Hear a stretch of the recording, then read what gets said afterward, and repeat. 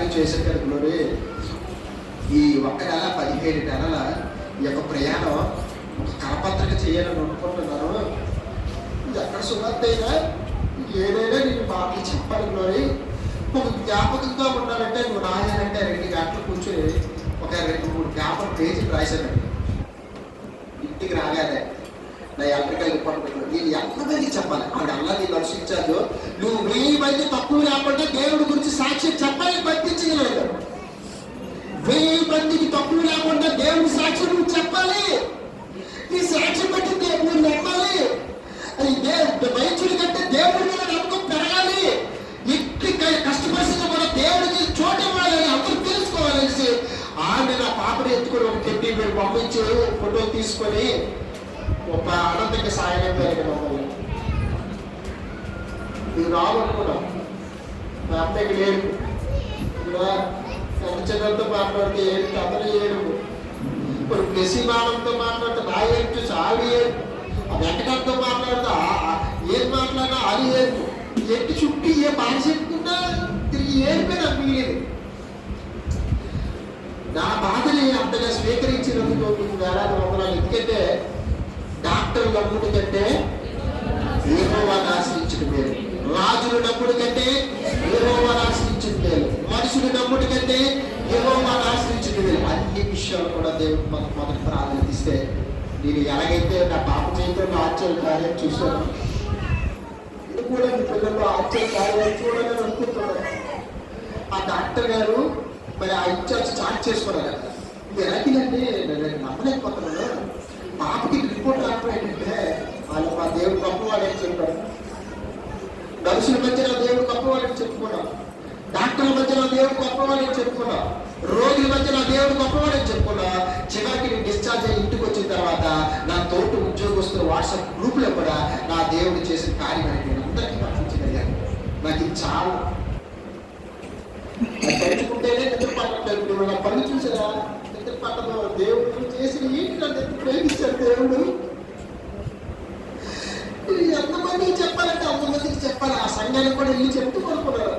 నాకు సమయం ఎంత జ్ఞాపకం వస్తుందో అంటే వెళ్దాము. ఇతర సంఘాలు కూడా ఆహ్వానించడానికి పిలుస్తున్నారు, వైజాగ్ సంఘంలో కూడా. ఎందుకంటే అయ్యా డాక్టర్లు ఆశ్చర్యపోయి రావాలి, క్రైస్తవులు అనేక మంది కూడా మార్పు చెందాలి. చెందితేనే మీరు అనేక మంది మారుతారు. దేవుడి మీద విశ్వాసం పెరుగుతుంది, దేవుడి మీద నమ్మకం పెరుగుతుంది, దేవుడి మీద యథార్థంగా నిలబడతారని అడిగారమ్మా. ప్రియమైన సహోదరులారా, మీరు అట్టి విశ్వాసం ఎప్పుడు కోల్పోకూడదు. అట్టి విశ్వాసం ఎప్పుడు కోల్పోకూడదు. నా రక్త సంబంధం ఎవరికి చెప్పలేదు ఈ విషయం. ఎందుకు చెప్పలేదు? ఇంటికి వచ్చి అడుగుతున్నారు, ఏంటి 2 మొక్కల్లో నేను చెప్పలేను కదా, నా బాధని 2 మొక్కల్లో వివరించలేను కదా, ఏ మాట కూడా నేను తప్పుకోకుండా చెప్పలేగా మేము ఆదరణ చెందాను. దేవుడు చేసిన ఆశ్చర్యకార్యం హాస్పిటల్లోనే గొప్ప ఆశ్చర్యకార్యం. నేను ఊహించలేదు, అనుకోలేదు. నా పెద్ద కూతురు చూడడానికి నేను రాలేదు, నా అమ్మను చూడడానికి నేను రాలేదు. హాస్పిటల్లోనే నేను ఉండాలి. మరి అక్కడికి వచ్చిందంటే పాపేలం ఉంది అంటే నేను సమాధానం చెప్తాను. నా బాధ మీరు బాగోలేదని నేను చెప్పగలరా? చెప్పితే వాళ్ళు నేను బాధ పెట్టగలరా? నేను బాధ పెడితే నేను ఎంత బాధపడతాను. వాళ్ళు వ్యాధులు చదువు ఇద్దరు లేదు. ప్రియమైన సహోదరులు, ఇద్దరు లేదు.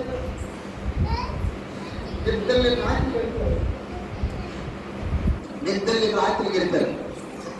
ఆ రోజు రిపోర్ట్ రాగానే ఆమె ప్రత్యేకంగా పిలిచి, అయ్యా ఫస్ట్ మనం ఆర్థిక గొడవ కదా, నన్ను ఉద్దేశించి మన ఆర్థిక అమ్మాయి అయితే వీళ్ళలో ఎందుకు మరి మన ఆర్థిక అనుకున్నాం అనేసి ఆ వేడి చెప్తుందో కొంచెం మనం ఫాలో చేద్దాం, వేరే డాక్టర్ లేదు అడుగుతాం ఉద్దేశంతో సైలెంట్గా రికార్డింగ్ అయితే చేశాను. క్యాన్సర్ ఉందని నిర్ధారణ చేసిన రికార్డింగ్ ఇచ్చాను. ఎందుకంటే క్రైస్తవుల మధ్యలో విట్లెస్గా నిలబడాలి. ఆయన ఆశ్చర్య కార్యాలు అందరికీ చూపించాలి. ఆయన అతని అమ్మాయి ఒక్క పర్సంటేజ్ కూడా లేదు, ఆయన అన్నది ఒక్క పర్సంటేజ్ కూడా క్యాన్సర్ కార్యం లేదంటే ఆనందం అంటే ఇద్దరు ఆనందంకి మన ఆయన గొంతులు వేశాడు. మా ఆవిడ మా బావకి ప్రశాంతంగా నిద్రించారు. కానీ నేనైతే నిద్ర కొడుతూ ఉంటు ఆయన ఎంత స్థితించారో, ఆయన ఎంత పాదాలు పట్టుకోవాలో, ఆయన పాదాలు పట్టు ఎంత బతిపోయానే అంత రుణాలు తీర్చుకోలేను. నా పాపకి ఇది 2వ జన్మ అయితే ఇది కూడా నాకు 2వ జన్మ. నా సాక్షాత్తు దేవుడు దేవుడి సేవ కోసం కుమార్తెలు సమర్పించాలని అనుకుంటున్నాను. ఎందుకంటే ఆయన ఇచ్చింది గొప్ప ఆశ్చర్యకరం చేశాడు. నాకు ఇద్దరు కుమార్తె కంటే నాకు ఒక్క కుమార్తె దేవుడిది. హల్లెలూయా, దేవుని స్తోత్రం. ఎందుకంటే ఆయన చేసిన ఆశ్చర్యకరం మన యొక్క సంఘంలో కాదు, ప్రతి చోట వెళ్ళాలి. కరపత్రికలు కూడా తయారు చేస్తున్నాడు. ఎందుకంటే ఈ సాక్షి మళ్ళీ సంఘాల్లో చెప్పాలి. అందరూ కూడా దేవుడి మీద విశ్వాసంతో ముందుకు సాగాలని కోరుకుంటారు. సమయం అయిపోతుంది, మీకు అందరూ కూడా ఆకలేస్తున్నాయి. అయినప్పుడు కూడా చాలా చక్కగా మీరు విన్నప్పుడు చేతులు జోడించి ప్రత్యేకంగా అడుగుతున్నాను. ఎందుకంటే దేవుడి సంఘానికి ఎవరు దూరం అవ్వకండి. ఎందుకు దూరం అవ్వకండి అంటే కొన్ని పరిస్థితులు మన మెదడులో పెట్టుకుంటాం. అది ఉపయోగం లేని ఆలోచన. కొన్ని తలంపులు జరిగినవి మనసులో పెట్టుకొని నువ్వు దేవుడి మీద పాపం చూపిస్తే ఏమిటి ఉపయోగపడదు, ఏమి కూడా.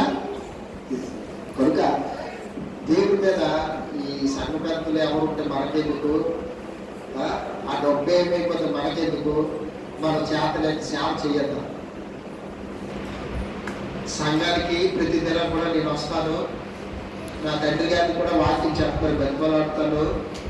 నా సాధ్యమైనంత వరకు వాక్యాన్ని నేర్చుకుని చెప్తాను. సాధ్యమైనంత వరకు నేను పాటలు పాడుతాను.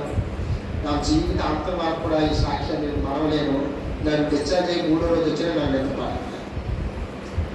నా పాట చూసినప్పుడు నాకు అదే మాట, డాక్టర్ లాంటి మాటలే, నర్సు లాంటి మాటలే. నన్ను ఎంత ప్రేమించావా, ఇంత ఆశ్చర్యకార్యాలు చేసావా, నువ్వు గొప్పవాడు, గొప్ప వాస్తవం వచ్చాడు. అయ్యా ఏంటి అలా అయిపోతాడంటే ఏం సమాధానం చెప్తారు? మా లైఫ్ మ్యాన్ గారు వచ్చాడు, ఏంటి అలా అయిపోతాడంటే సమాధానం చెప్తాను. ఎవరితో చెప్పుకునే విషయమా, ఎవరితో పంచుకున్న విషయమా, చాలా వ్యాధులు చెప్పారు. దేవుడు మా జీవితంలో చేసిన గొప్ప ఆశ్చర్యకార్యం హాస్పిటల్ చరిత్రలోనే గొప్పదాది. హాస్పిటల్ చరిత్రలోనే అలాంటి కేసు ఎక్కడ చూడండి. దేవుడు ప్రైజీ పుట్టాడు, ఆవిడ పేరు తగ్గట్టుగానే సాహస్ ప్రైజీగా పుట్టి మన మధ్య నిలబెట్టించాడు. మన మధ్యలో చక్కగా ఆడుకుంటుంది, చక్కగా తిరుగుతుంది. ఆవిడ చూసినప్పుడల్లా నాకు దేవుడు నా జీవితంలో చేసే కార్యాలే గుర్తుకొస్తున్నారు. ఆ పడుకుంటే గొప్ప చూస్తాడు, అయ్యా నువ్వు ఎంత గొప్పవాడయ్యా. దేవుడు స్తుతించడం ఒక సూచికగా, ఒక గుర్తుగా నా జీవితంలో, నా కుటుంబంలో ఆ పాప బట్టి అందరము కలిసాం. ఆ పాప బట్టి ఫార్మర్స్ పొందాం. ఆ పాప బట్టి ఈరోజు నేను నిలబడుతున్నాను. దేవుడు ఆశ్చర్యకార్యాలు చేసేవాడు. దినదినం కూడా దేవుళ్ళు మనం అందరం ముందుకెళ్దాం. పాపతాపాలు ఏదున్నా సరే విడిచిపెట్టండి. విడిచిపెట్టకపోతే ఈ ప్రాంతం దేవుడు ఎదురు. వైద్యుని నమ్మకండి, పాప వైద్యుడినే నమ్మండి. దేవుడికి ఎన్ని తాపాలు ఉన్నా సంఘంలోకి వచ్చేసి అందరం ఒకటే భావంతో రండి. మనం సాధించింది ఏమీ లేదు, దేవుడు బాధపడతాం అంతే. కనుక ఈ యొక్క గొప్ప సాక్ష్యాన్ని మీరు విన్నందుకు పేరు పేరున చేతులు జోడించి మనకు, ఎందుకంటే మీరు చేసిన ప్రార్థనలు, మీరు కాచిన కన్నీరు, మీరు చేసిన ఉపవాస ప్రార్థనలు, సంఘ కాపరి గారికి మరియు తల్లికి నా యొక్క ప్రత్యేక ధన్యవాదాలు. మీరు కూడా మీ యవనస్తులు ప్రాముఖ్యంగా మన ఊరు రోజు రోజుకి ఆకూడదు కానీ యవనస్తులు చెడిపోతున్నారు. దైవ చిత్తమైతే వారి కోసం ప్రత్యేకమైన పాస్టర్లతో మాట్లాడి, సంఘాలతో మాట్లాడి దేవుడి కార్యం చేయడానికి ముందుకు సాగడానికి ఇష్టపడుతున్నాను. దేవుడి పని కోసం ఖర్చు పెట్టడానికి ఇప్పుడు నేను లెక్క వేయట్లేదు. సొంతంగా ఆయన ఇచ్చాడు. ఆయన పని కోసం ఎవరు అడిగినా సరే ధారాళంగా ఇవ్వాలనుకుంటున్నాను. ఎందుకంటే నాకు ఇది నా పాపకి ఎలా రెండో జన్మ, నాకు ఇదే రెండో జన్మ. కనుక నేను ఏ విషయం కూడా దేవుడికి వెనక్కి పెట్టాలని అనుకోవట్లేదు. మీరు కూడా సహకరించండి. ఎవరొస్తుంది అవకాశం అయితే నేను సిద్ధపడుతున్నాను. వాళ్ళ తరంలో దాటిపోయి వెళ్ళిపోతే మన ఊరి పరిస్థితి ద్వారంగా తయారవుతున్నారు. ఎందుకు తెలుసా? రేపు వాళ్ళకి వివాహాలు అయితే వాళ్ళ భార్యను ఎలా తిప్పాలో తెలియదు. పిల్లలు కాసిన తర్వాత ఆ బాధ్యత తల్లిదండ్రుల మీద పడేస్తారు. ఆ బాధ తల్లిదండ్రులుగా మీరు తట్టుకోలేదు.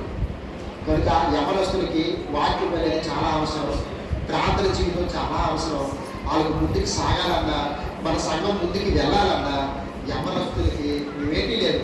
యవనస్తులు మనం ఏంటంటే ప్రత్యేకమైన ఒక వాక్య ఉపదేశం ఒక రోజు పెట్టి వాళ్ళకి భోజనం ఏర్పాటు చేసి పంపిస్తాం. కనుక మా ఆలోచనలు కాదు, నా తలపులు కాదు, దైవ చిత్తమే జరిగించాలని కోరుకుంటున్నాను. మీరందరూ కూడా నా పాప విషయం మాత్రం ప్రార్థన సంఘంలో జ్ఞాపకం చేసుకోండి. ఏ సమస్య మీకున్నా, ఏ సమస్య మీలో ఉన్నా సంఘంలో ప్రకటన చేయండి. భారం కలిగి ప్రార్థన చేద్దాం. ప్రతి సంఖ్యలు కూడా మనం ఇవ్వగలుగుతాం, దేవుడు ఇవ్వగలుగుతాడు. ఈ ఆశ్చర్య కార్యాలు దేవుడు మన సంఘాన్ని నడిపిస్తాడు కనుక అందరూ కూడా దృఢమైన విశ్వాసంతో నమ్మకంతో ముందుకు సాగాలని, ఈ సాక్ష్యాన్ని దేవుడు దీవించి ఆశీర్వదించి తరతరములు కూడా నేను చెప్పుకోవడానికి సహాయం చేయమని యేసుక్రీస్తు నామములో అడుగుచున్నాను తండ్రి. ఆమేన్.